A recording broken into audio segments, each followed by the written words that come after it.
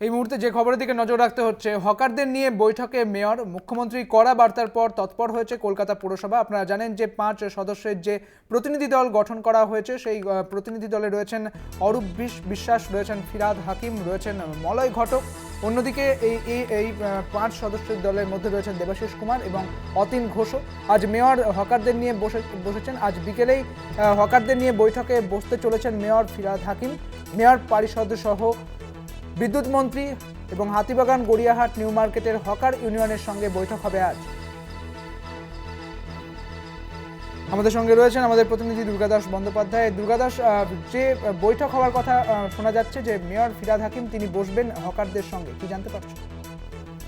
দেখো, তুমি জানো যে রাজ্যের মুখ্যমন্ত্রী মমতা বন্দ্যোপাধ্যায় সারা শহর কলকাতা জুড়ে যত্রতত্র অবৈধভাবে ফুটপাত আগলে যে সমস্ত হকাররা বসে রয়েছে সেই বিষয়টি নিয়ে কিন্তু যথেষ্ট ক্ষুব্ধ, এবং টাউন ভেন্ডিং কমিটি মূলত এই বিষয়টা দেখার দায়িত্ব যাদের ওপর ছিল তাদের কাজেও তিনি যথেষ্ট অখুশি। ইতিমধ্যেই তিনি ভর্ৎসনা করেছেন রাজ্যের মন্ত্রী তথা কলকাতার মেয়র ফিরহাদ হাকিম থেকে শুরু করে টাউন ভেন্ডিং কমিটির চেয়ারম্যান তথা রাজ্যের আরেকজন বিধায়ক দেবাশিস কুমার সহ অন্যান্যদের, এবং পাশাপাশি তিনি কলকাতার পুলিশ কমিশনারকেও ভর্ৎসনা করেছেন। আজকে এই ভর্ৎসনার পরেই কিন্তু যুদ্ধকালীন তৎপরতায় আগামী 1 মাসের যে সময়সীমা মুখ্যমন্ত্রী মমতা বন্দ্যোপাধ্যায় বেঁধে দিয়েছেন শহর কলকাতা জুড়ে এই হকার সমস্যা মেটানোর জন্য, তারই প্রথম বৈঠকটি হতে চলেছে। এবং এই উচ্চ পর্যায়ের বৈঠকটি নেতৃত্ব দেবেন রাজ্যের মন্ত্রী কলকাতার মেয়র ফিরহাদ হাকিম, তার সঙ্গে থাকবে রাজ্যের বিদ্যুৎ মন্ত্রী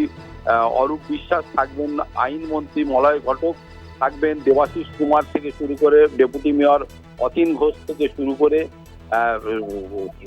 কলকাতা পুরসভার সমস্ত উচ্চপদস্থ আধিকারিকরা। অন্যদিকে থাকার কথা রয়েছে কলকাতা পুলিশের মহানির্দেশক বিনীত কুমার গোয়েল থেকে শুরু করে এডিজি ল অ্যান্ড অর্ডার থেকে শুরু করে উচ্চপদস্থ কর্তাদের। ফলে সব মিলিয়ে আজকে 4:30-র সময় কলকাতা পুরসভার অন্দরে যে হাই বা উচ্চ পর্যায়ের বৈঠকটি হতে চলেছে সেটি কিন্তু আগামী 1 মাসের যে রূপরেখা বা টাইম ফ্রেম করে দিয়েছেন মুখ্যমন্ত্রী, তাকে বাস্তবায়িত করার লক্ষ্যেই এই প্রথম বৈঠকটি বসতে চলেছে। অর্থাৎ গতকাল যখন 27 জুন মুখ্যমন্ত্রী মমতা বন্দ্যোপাধ্যায় তিনি যে নির্দেশ দিয়েছেন তারপরে এই বৈঠক। অনেক ধন্যবাদ দুর্গাদাস, তোমাকে। আমাদের সঙ্গে ছিলেন আমাদের প্রতিনিধি দুর্গাদাস বন্দ্যোপাধ্যায়।